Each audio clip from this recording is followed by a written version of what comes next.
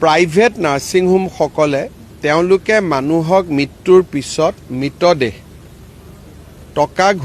টকা দিব নোৱাৰাৰ অভিযোগত মুকলি কৰি নিদিয়ে।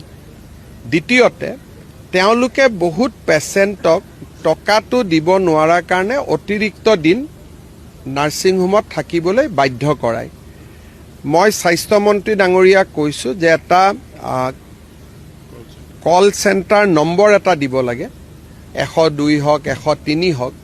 যি পেচেণ্টে এনেকুৱা অসুবিধা পায় তেওঁলোকে যাতে লগে লগে সেই কল চেণ্টাৰটোত ফোন কৰি দিয়ে আৰু আৰক্ষীয়ে গৈ পেচেণ্টজনক হস্পিটেলৰ পৰা লৈ আহিব পাৰে। কাৰণ ভাৰতৰ সংবিধান আৰু আইনে কোনো ব্যক্তিৰ মৃতদেহ ধৰি ৰখা বা কোনো পেচেণ্টক টকা দিব নোৱাৰাৰ কাৰণে ধৰি ৰখাৰ অনুমতি নিদিয়ে। কোনোবাই যদি আপোনাক পইচা দিয়া নাই আপুনি চুক্তি কৰিব, আদালতত যাব, তেওঁৰ ঘৰ ক্ৰক কৰিব, তেওঁৰ গাড়ী ক্ৰক কৰিব, বেলেগ কথা। কিন্তু মানুহজনক ধৰি ৰখাৰ নিয়মটো নাই। সেইটো আৰ্টিকল 21ত লিখা আছে ভাৰতৰ সংবিধানৰ যে জীৱন সকলোৰে অধিকাৰ, ইয়াক কোনেও কাকো ধৰি ৰাখিব নোৱাৰে। ইভেন পুলিচেও কাৰোবাক ধৰি ৰাখিলে কোৰ্টক জনাব লাগে। নাৰ্ছিং হোমে মানুহক ধৰি ৰাখে, কোৰ্টকো নজনায়, পুলিচকো নজনায়, মাটি বাৰী বিক্ৰী কৰিব বাধ্য কৰায়।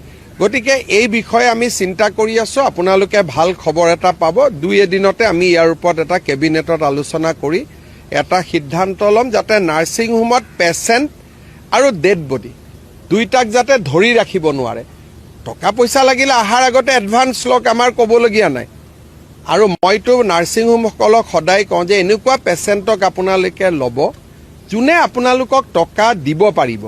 দুখীয়া মানুহবিলাকক পেচেণ্ট হিচাপে আপোনালোকে নল'ব, পিছত অশান্তি হয়, আপোনালোকেও পইচা নাপায়, কাৰোবাক ধৰি ৰাখিব লাগে, মাটি কম দামত গৈ বিক্ৰী কৰি আহিব লাগে। গতিকে ব্যৱস্থাটো ভাল নহয়। এই ক্ষেত্ৰত আমি কঠোৰ সিদ্ধান্ত আমি ল'ব গৈ আছোঁ।